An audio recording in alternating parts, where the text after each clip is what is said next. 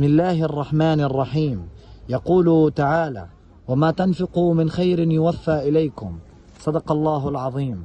اليوم الأربعاء الموافق 23 من شهر أكتوبر لعام 2024.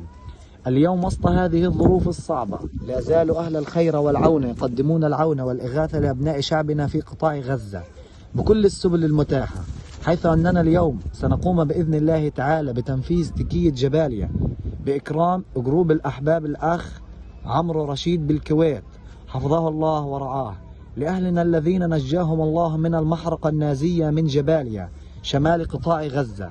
ولا ننسى جهود الدكتور الفاضل محي الدين كلاب حفظه الله ورعاه. بارك الله فيكم جميعا على هذا العطاء والسخاء، وجزاكم الله عنا خير الجزاء.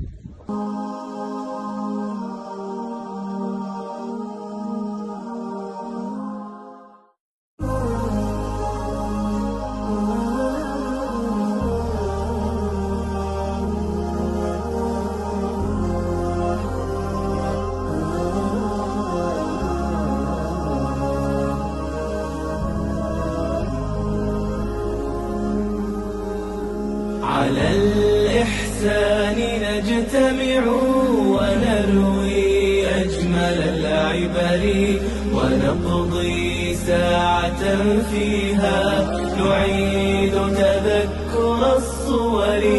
على الإحسان نجتمع ونروي أجمل العبر، ونقضي ساعة فيها نعيد تذكر الصور.